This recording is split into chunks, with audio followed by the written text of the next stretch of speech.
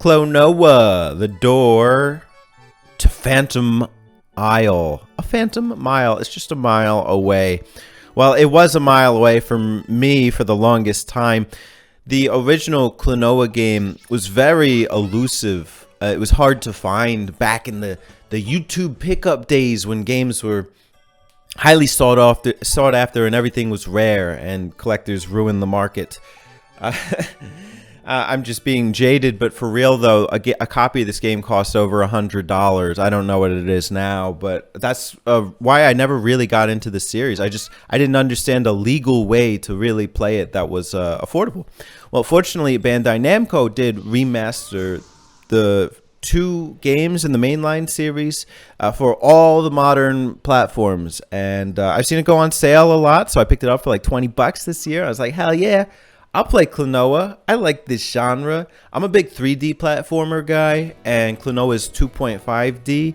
And, you know, I'd always heard that this game was like super unique, super cool, and so I was excited to try it out. And, you know, I think in this year, like I've kind of had a hard time playing through games pretty quickly, but this one kept me captivated throughout, so I did appreciate that. With that being said, I'll go a little bit into you know, style and content here.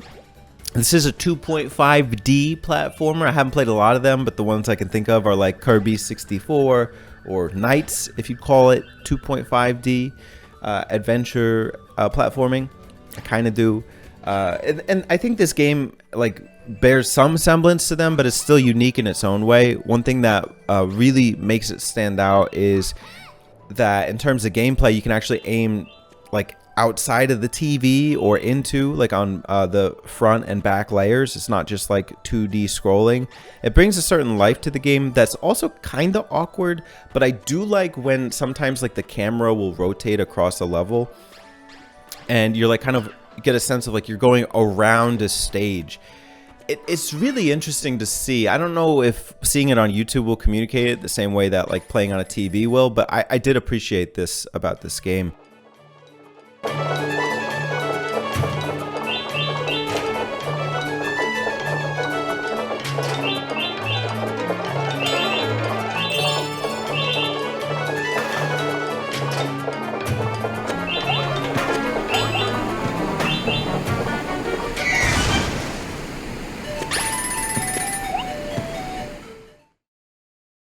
It also lends itself to kind of the theme of the game, which is like this kind of dream phantom realm setting. It's never quite clear to me what the narrative was supposed to mean, but there was something about like you're in a dream and like you're trying to like get to the dream kingdom and like before the nightmares are unleashed.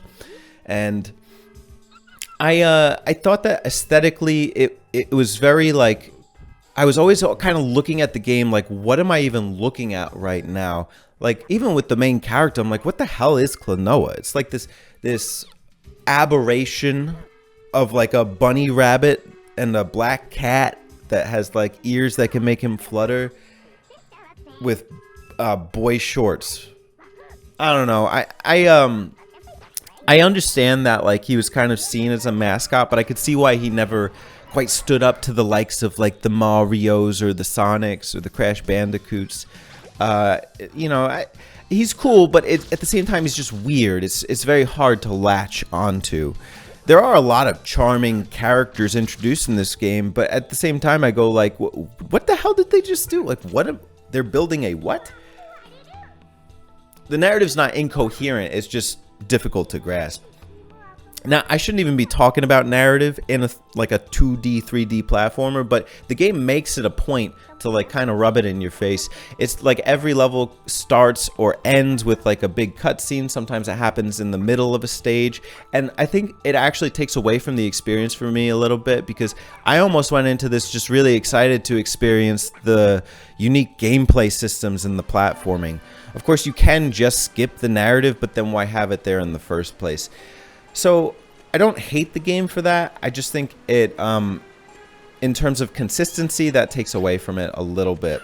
But it also wouldn't be Klonoa without it. So like there's kind of a oddness to it there. Another thing is that every vision in this game, there are called visions, which lends itself to like the dream setting. has these creatures called Phantomiles. They're kind of like the hidden collectibles, but they never really have a purpose. I don't know exactly why you collect them other than to like get achievements, which I mean people care about, but and I did too. I went for most of them, but you know, I think if like it unlocked artwork or something, that would have been really cool. One thing I did appreciate that I found out after the fact is that if you want to, you can actually switch to the PS1 pixel style graphics if you're a little bit more nostalgic for that era. So if I do a future playthrough, I definitely play through it in that style. Klonoa is really cool. I don't think it's quite on Kirby 64's level for me, but I appreciate it for being for just being pretty captivating and charming. I never fully got it, but I really am grateful that I had the chance to play it this year. I hope you give it a try. Pick it up. Let me know what you think. I think it's a good game to go off on for the end of this year. I've been a little shy on the content, but you know, I'm happy to be out here doing reviews. If you appreciate that, be sure to let me know in the comments, and also subscribe for some more great stuff. I like keeping the channel going.